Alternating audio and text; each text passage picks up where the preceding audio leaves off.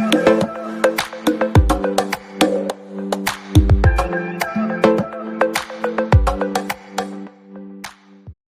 Friends, ഇന്ന് ഞാൻ വന്നിട്ടുള്ളത് നല്ലൊരു അറേബ്യൻ റൈസിന്റെ റെസിപ്പിയും കൊണ്ടാണ്. നമ്മളിന്ന് ചെയ്യുന്നത് ഒരു സുർബിയൻ റൈസ് ആണ്. ഇത് ശരിക്കും നല്ലൊരു അറേബ്യൻ ബിരിയാണിയാണ് കേട്ടോ. അതിന്റെ മണത്തിലും അതുപോലെ തന്നെ ടേസ്റ്റിലും നല്ല വ്യത്യസ്തമായിട്ടുള്ള നല്ലൊരു റൈസാണിത്. അപ്പോൾ നമ്മുടെ മന്തി ഇതുപോലെയൊന്നും അല്ല കേട്ടോ, അതിനൊക്കെ മുകളിൽ നിൽക്കുന്ന ഒരു റൈസാണ്. അപ്പോൾ ഈ റെസിപ്പി ചെയ്യുന്നതിന് മുമ്പായിട്ട് തന്നെ എപ്പോഴും പറയുന്ന പോലെ തന്നെ എൻ്റെ ചാനൽ നിങ്ങൾ ആദ്യമായിട്ടാണ് കാണുന്നത് എന്നുണ്ടെങ്കിൽ നിങ്ങൾ എല്ലാവരും സബ്സ്ക്രൈബ് ചെയ്യണം. അതിൻ്റെ കൂടെയുള്ള ബെല്ലൈക്കണും കൂടെ നിങ്ങളൊന്ന് ക്ലിക്ക് ചെയ്യണം. ഞാൻ ഡെയിലി വീഡിയോസ് അപ്ലോഡ് ചെയ്യാൻ ശ്രമിക്കാറുണ്ട്. അപ്പോൾ ഞാൻ വീഡിയോ അപ്ലോഡ് ചെയ്യുന്ന സമയത്ത് നിങ്ങൾക്ക് അതിൻ്റെ നോട്ടിഫിക്കേഷൻ കിട്ടുന്നതായിരിക്കും. അപ്പോൾ എല്ലാവരും സപ്പോർട്ട് ചെയ്യണം. അതുപോലെ തന്നെ നിങ്ങൾ ലൈക്ക് ചെയ്യണം, ഷെയർ ചെയ്യണം. അപ്പോൾ നമുക്ക് ഈ അടിപൊളിയായിട്ടുള്ള ഈ അറേബ്യൻ ബിരിയാണി എങ്ങനെ ചെയ്യുന്നത് നോക്കാം. വളരെ ഈസി ആയിട്ട് കുറഞ്ഞ ഇൻഗ്രീഡിയൻസ് മാത്രം വെച്ചിട്ടാണ് നമ്മളിത് ചെയ്യുന്നത്. എപ്പോഴും വീട്ടിലുണ്ടാകുന്ന സാധനങ്ങൾ മാത്രമാണ് നമുക്കിതിന് ആവശ്യമായിട്ടുള്ളത്. അപ്പോൾ നമുക്ക് ഇനി കബ്സ, മന്തി, മലൂത്ത് ഇതിനൊക്കെ കുറച്ച് റെസ്റ്റ് കൊടുത്തിട്ട് നമുക്ക് ഈ ഒരു റൈസ് ഒന്ന് ചെയ്യാം. അതുപോലെ തന്നെ നിങ്ങൾക്ക് പാർട്ടിക്കൊക്കെ ചെയ്യാൻ പറ്റിയ നല്ലൊരു റൈസാണ്. എന്തായാലും നിങ്ങൾക്ക് എല്ലാവർക്കും ഇഷ്ടപ്പെടും. അപ്പോൾ നമുക്കിതെങ്ങനെ ചെയ്യുന്നത് നോക്കാം. 1 കിലോ ബസ്മതി അരിയാണ്. ഇത് കഴുകിയിട്ട് വെള്ളത്തിലിട്ട് വെച്ചിട്ടുള്ളതാണ്. ഒരു അരമണിക്കൂറെങ്കിലും വെള്ളത്തിലിട്ടിട്ട് വെക്കുക. പിന്നെ 1 കിലോ ചിക്കനാണ് നമ്മൾ എടുത്തിട്ടുള്ളത്. അത് 4 പീസായിട്ട് ഞാൻ കട്ട് ചെയ്ത് വെച്ചിട്ടുണ്ട്. പിന്നെ 3 മീഡിയം സൈസ് വലിയ ഉള്ളിയാണ്, അത് ചെറുതായിട്ട് അരിഞ്ഞു വെച്ചിട്ടുണ്ട്. പിന്നെ ഒരു 8 അല്ലി വെളുത്തുള്ളി, ഒരു ചെറിയ കഷ്ണം ഇഞ്ചി, ഒരു 3 പച്ചമുളക്, 2 മാഗി ക്യൂബ്സ്, പിന്നെ ഒരു തൈര് വേണം നമുക്ക്. ഒരു 150 ഗ്രാമിൻ്റെ തൈരാണ് ഞാനിവിടെ എടുത്തിട്ടുള്ളത്.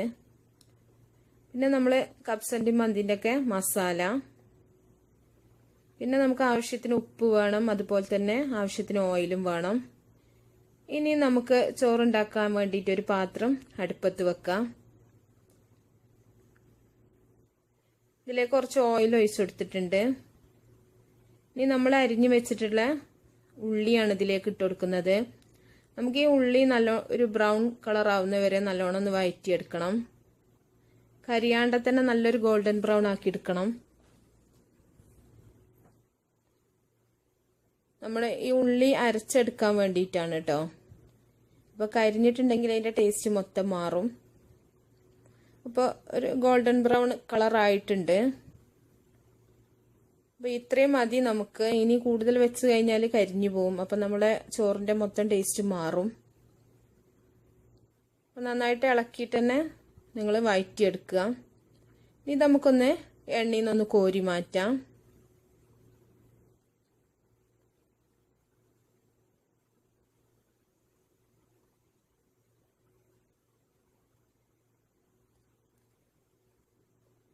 നല്ലോണം എണ്ണ വാർത്ത് കളയാം. നമുക്ക് അരച്ചെടുക്കുമ്പോൾ മിക്സിയിലൊക്കെ പിന്നെ മിക്സിൻ്റെ ജാറിലൊക്കെ ഒട്ടിപ്പിടിക്കാൻ തുടങ്ങും.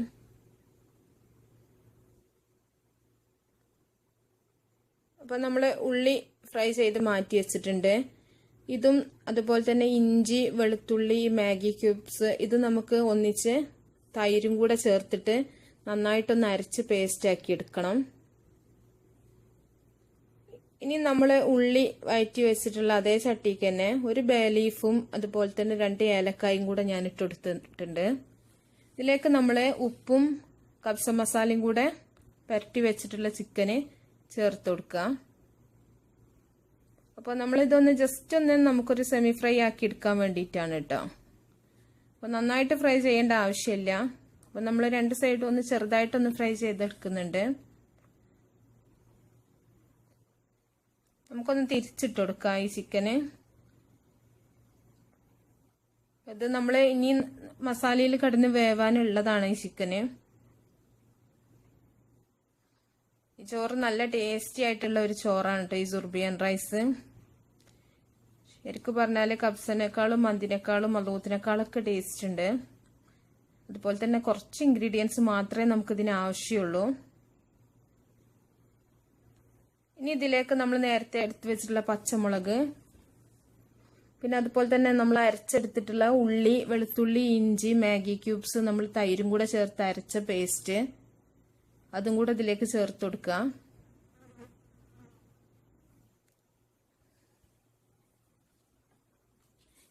ചേർക്കുന്ന സമയത്ത് നല്ലൊരു സ്മെല്ലാണ് കേട്ടോ അത്. അപ്പം നല്ലൊരു സ്മെല്ലാണ് വരുന്നത്. പിന്നെ ഈ ഒരു ചോറിൻ്റെ പ്രത്യേകത എന്ന് പറഞ്ഞിട്ടുണ്ടെങ്കിൽ നമ്മൾ തക്കാളിൻ്റെ ഒന്നും ചേർക്കണില്ല. ടൊമാറ്റോ പ്യൂരിയോ പേസ്റ്റോ അതുപോലെ തന്നെ സോസോ ഒന്നും നമ്മൾ ചേർക്കാണ്ടാണ് ഈ ഒരു റൈസ് റെഡിയാക്കുന്നത്. നന്നായിട്ടൊന്ന് മിക്സ് ചെയ്യാം. നമ്മൾ ചെറിയ തീ തന്നെ ചെയ്യാം കേട്ടോ. തൈരുള്ളതുകൊണ്ട് പെട്ടെന്ന് അടി പിടിക്കും. അടി പിടിച്ച് കഴിഞ്ഞാൽ നമ്മുടെ ചോറിൻ്റെ മൊത്തം ടേസ്റ്റ് മാറും. ഇതിലേക്ക് 2 ടേബിൾ സ്പൂൺ കപ്സ മസാല ചേർത്ത് കൊടുക്കുക. അപ്പോൾ ഈ കപ്സ മസാലൻ്റെ റെസിപ്പി ഞാൻ അടുത്ത് തന്നെ അപ്ലോഡ് ചെയ്യാം കേട്ടോ. അപ്പോൾ ഇത് ഞാൻ ഇവിടെ വീട്ടിൽ തന്നെ ചെയ്തെടുക്കുന്നതാണ്. നമുക്ക് ആവശ്യത്തിന് ഉപ്പും കൂടെ ഇട്ടിട്ട് നന്നായിട്ടൊന്ന് ഇളക്കി കൊടുക്കുക. ഈ ഒരു മസാല വെച്ചിട്ട് നമുക്ക് മന്തി, കബ്സ എല്ലാം റെഡിയാക്കാൻ പറ്റും. മലൂത്താണെങ്കിലും ഒക്കെ എപ്പോഴും വീട്ടിലുണ്ടാക്കി വെച്ചാൽ നമുക്ക് ഇങ്ങനത്തെ റൈസൊക്കെ ചെയ്യുന്ന സമയത്ത് ഉണ്ടാക്കാനൊക്കെ വളരെ ഈസി ആയിരിക്കും. അപ്പോൾ ചെറിയ തീയിലിട്ടിട്ട് തന്നെ നമ്മളിതൊന്ന് വഴറ്റി കൊടുത്തിട്ട് നമുക്കിതൊന്ന് അടച്ച് വെച്ചിട്ടൊന്ന് വേവിക്കണം. അപ്പോൾ ഇതിക്ക് നമ്മൾ പ്രത്യേകിച്ച് വെള്ളമൊന്നും ചേർക്കണില്ല കേട്ടോ. ചിക്കൻ തന്നെ കുറച്ച് വെള്ളം വരും. ഒന്ന് അടച്ചു വെക്കാം നമുക്ക്. അപ്പോൾ ഇനി ഈ സമയം കൊണ്ട് നമുക്ക് ഇതിലേക്കുള്ള റൈസ് റെഡിയാക്കാം. ഒരു പാത്രത്തിൽ ഞാൻ വെള്ളം വെച്ചിട്ട് നമ്മൾ സാധാരണ ചോറ് തിളപ്പിച്ച് ഊറ്റിയെടുക്കുന്ന പോലെ തന്നെ ഉപ്പും കുറച്ച് ഓയിലും കൂടെ വെള്ളത്തിൽ ഒഴിച്ചിട്ട് ചോറൊന്ന് വേവിച്ചെടുക്കുക. ഒരു ഹാഫ് വേവാവുന്ന സമയത്ത് നമുക്കിത് ഊറ്റിയെടുക്കാം. അപ്പോൾ നമ്മുടെ ഈ മസാല റെഡിയാക്കി വെച്ചിട്ടുള്ളേക്ക് നമ്മൾ ഊറ്റി വെച്ചിട്ടുള്ള ചോറ് ഇട്ടുകൊടുക്കുക. അപ്പോൾ ചോറ് വെള്ളം വാർക്കണമെന്ന് ഞാൻ കാണിച്ചിട്ടില്ല. അതൊക്കെ നമ്മൾ എപ്പോഴും ചെയ്യുന്നതാണ്, എല്ലാവർക്കും അറിയാവുന്ന കാര്യങ്ങളുമാണ്. നമ്മൾ ബിരിയാണിക്കൊക്കെ ചെയ്യുന്നതാണ് എപ്പോഴും. അപ്പം നല്ലോണം വേവിക്കാണ്ടിരിക്കുക. അപ്പം നമ്മുടെ ചോറ് ആകെ കുഴഞ്ഞു പോവും. നമുക്ക് ഇട്ടെടുത്ത ചോറൊന്ന് പരത്തിയെടുക്കാം. അപ്പം മൊത്തം ചോറ് ഇട്ടിട്ടുണ്ട് ഞാൻ. ഇതൊന്ന് പരത്തി കൊടുക്കുക നമ്മൾ.